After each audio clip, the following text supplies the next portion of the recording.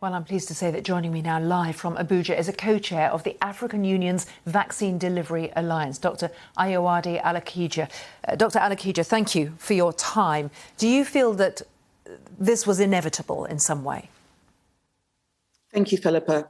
It was absolutely inevitable. And may I say firstly that had the first SARS-CoV virus, the one that was first identified in China last year, originated in Africa, it is now clear that the world would have locked us away and thrown away the key. There would have been no urgency to develop vaccines because it would have been expendable. Africa would have become known as the continent of COVID. What is going on right now is inevitable. It's as a result of the world's failure to vaccinate in an equitable, urgent, and speedy manner. It is as a result of hoarding by high-income countries of the world. And quite frankly, it is unacceptable. These travel bans are based in politics and not in science.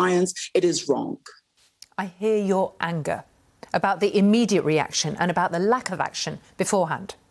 Yeah, absolutely. I mean, let's just hope this is a dress rehearsal that we're seeing right now with the Omicron variant and not the main event. The science, we don't know yet. What we can say about COVID, what we can say about this current variant is that the best thing that we know is that we don't know. So this is hopefully a dress rehearsal. But because until everyone is vaccinated, no one is safe. But what exactly is the global playbook on this? What are we planning to do? Are we just planning to act politically, knee-jerk reaction, so that we can satisfy those people within our countries that we're keeping those, those unvaccinated Africans out? Why are the Africans unvaccinated? It's an outrage because we knew we were going to get here. We knew this is where the hoarding, the lack of IP waivers, the lack of cooperation on sharing tech and sharing know-how. We knew this is a crossroads that it was going to bring us to. It was going to bring us to a variant. It was going to bring us to more dangerous variants. Why are we acting surprised? Why are we locking away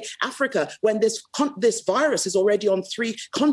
Nobody's locking away Belgium. Nobody's locking away Israel. Why are we locking away Africa? It is wrong. And it is also time that our African leaders stand up and they find their voice. African leadership need to sit up in this moment. Our presidents need to wake up in this moment and realize that this is not business as usual. Their continent is at stake. Our lives are at stake. And we cannot allow the world to do this to us.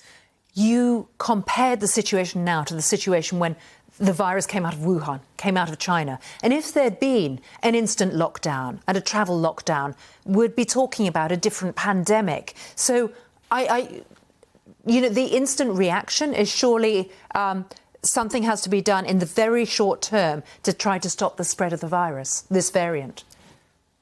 Absolutely, Philippa, but something needs to be done to everywhere. Let there be, my recommendation is have a coordinated global shutdown of travel for the next month if you want, but don't single out Africa. Don't single out South Africa. Botswana actually is where the virus was first identified. But do you know what was going on with Botswana a few months ago? The Botswanan government ordered 500,000 Moderna vaccines at $29 per dose, much higher than the rest of the world paid. They did not get those vaccines because other people jumped ahead in the queue. Moderna supplied to other countries and did not supply to Botswana. And so now we have a variant. Do we know where this variant originated? No, we don't even know that yet. It could possibly be that the excellent science in South Africa has shown it up, but it could very well have come from anywhere else. This is discriminatory, it is xenophobia, and it is wrong. Let us follow the science. Let us not follow politics. Let us share the know-how. Let us allow African countries and others to produce their own vaccines so that we do not get to an Omega